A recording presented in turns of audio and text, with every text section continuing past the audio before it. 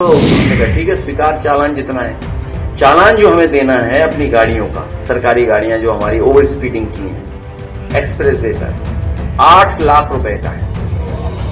देखिए, जिसने हमारे बारे में निकलवाया उस आईएएस का नाम है अवनीश अवस्थी। हम नहीं भूल सकते कि सरकार की जो गाड़ियां हैं वो ऐसी चल ही नहीं सकते। उसमें जो दी थी हमें मैसेज मिली, तो हम भी ढूंढेंगे कभी समय आएगा तो।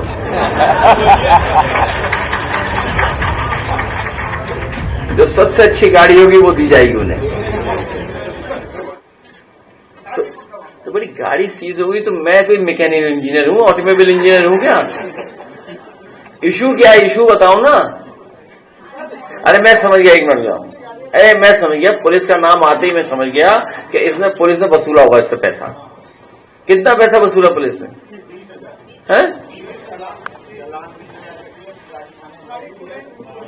ये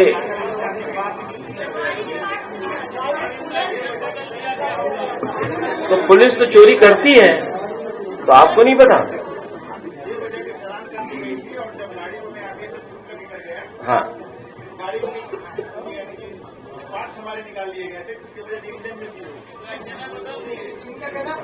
क्या बदल दिया इनका?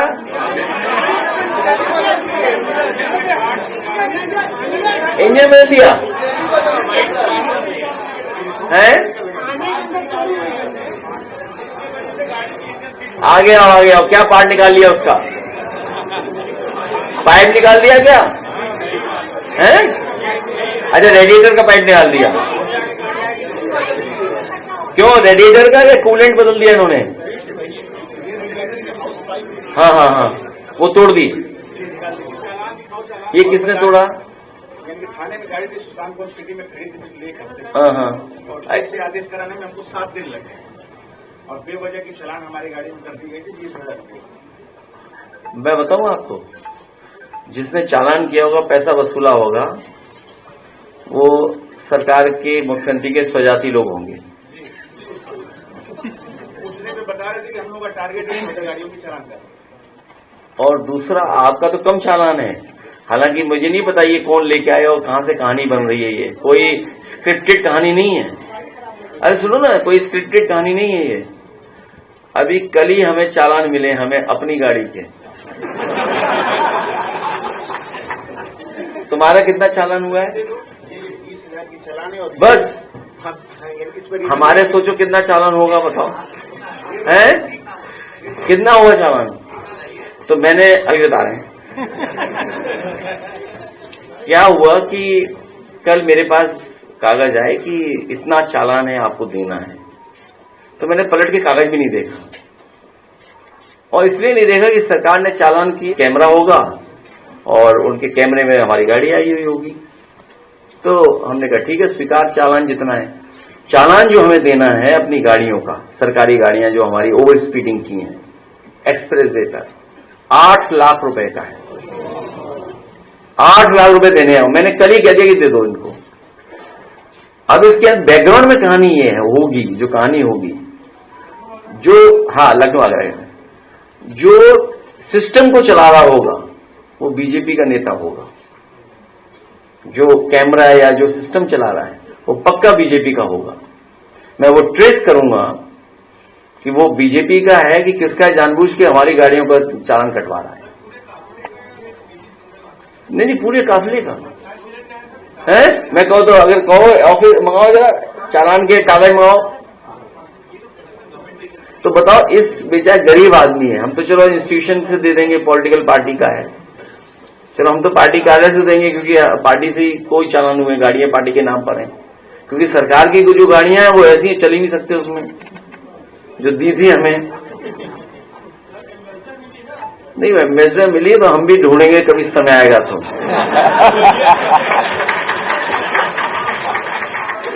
जो सबसे अच्छी गाड़ी होगी वो दी जाएगी उन्हें। नहीं, कोई गाड़ी बताना है, कोई सबसे अच्छी जो गाड़ी है। तो आपको कितना लगा चालान? 20,000 रुपए। कमर्शियल गाड़ी है। हाँ, तो सोचिए आप। नहीं, वो तो गाड़ी जानबूझ के सीज की होगी और पूरा पुलिस पैसा वसूल रही है। नहीं तो हम तो बता रहे हैं ना कि कितने हजार इसका लगा।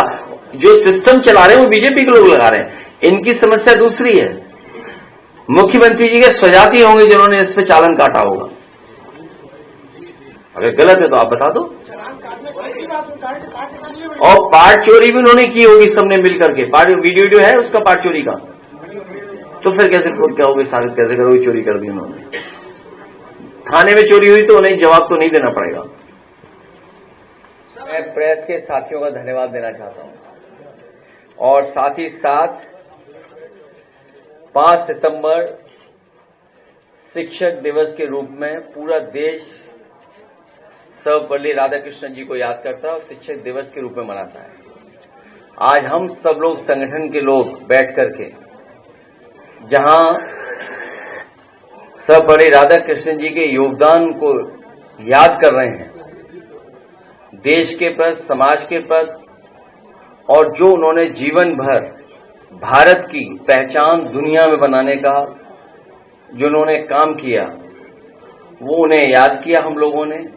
और ये भी संकल्प लिया कि आने वाले समय में समाजवादी सरकार बनवा करके क्वालिटी ऑफ एजुकेशन दे करके और सम्मानजनक रोजगार दिलाने का काम हम लोग करेंगे। सम्मानजनक नौकरी मिले, सम्मान के साथ जीवन यापन हो, और जो बाबा साहब भीमराव अम्बेडकर जी, ज्योतिबा फूले या तमाम महापुरुषों ने समय समय में समाज को एक दिशा देने का काम किया। एक एजुकेशन वो हथियार है जो समाज और देश को बदल सकता है। वहीं इस सरकार में लगातार हम लोग देख रहे हैं शिक्षक और छात्र और शिक्षा तीनों का एक साथ कैसे बर्बाद हो, उस दिशा में सरकार काम कर रही है। ये सरकार पढ़ने नहीं देना चाहती है, क्योंकि जब पढ़े लिखेंगे तो वो तर्क करेगा, वो सवाल करेगा। अगर पढ़ाई लिखाई की होगी और पढ़ा लिखा इंसान होगा तो सवाल करेगा सरकार से। ये सवाल का जवाब नहीं देना चाहते हैं। इसलिए एक शिक्षक वो होता है जो पर्सनैलिटी को, करेक्टर को हमारा डिफाइन कराता है। टीचर और शिक्षा मिलकर के, जहां शिक्षा से हमारा आत्मबल बढ़ता है, वहीं शिक्षक हमें गाइड कर करके हमारा मनोबल बढ़ाने का काम करते हैं। एक सच्चा शिक्षक पॉजिटिविटी सिखाता है। एक सच्चा शिक्षक प्रोग्रेसिव रास्ता दिखाता है। इंसान से इंसान कैसे एक साथ रहे, इस डाइवर्सिटी में हम एक दूसरे के कैसे सम्मान करें, एक साथ कैसे रहें, उस दिशा में लेकर के जाता है। आज शिक्षक दिवस के दिन मैं प्रोफेसर वी पांडे जी, जो हमारे राष्ट्रीय अध्यक्ष, उनका धन्यवाद देता हूं, डॉक्टर एस.सी. पटेल जी का, और हमारे संगठन के जितने लोग हैं यहाँ मौजूद हैं, बैठे हैं, मैं उन सब का आभार प्रकट करता हूं। अपने शिक्षक संगठन के सभी उपस्थित शिक्षक और पदाधिकारियों का बहुत बहुत बधाई, बहुत बहुत मुबारकबाद। आज के दिन नौकरी भारतीय जनता पार्टी के एजेंडे में ही नहीं है। अगर नौकरी एजेंडे में होती तो 69,000 शिक्षकों को आंदोलन नहीं करना पड़ता, 27,000 प्राइमरी स्कूल नहीं बंद करती सरकार,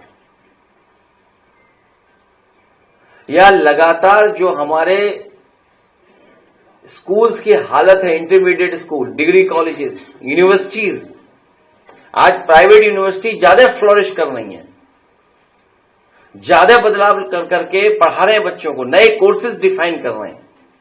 वहीं हमारी यूनिवर्सिटीज में एक ही विचारधारा के लोग, एक रंगी लोगों को बैठा करके पूरी संस्था को खराब कर रहे हैं।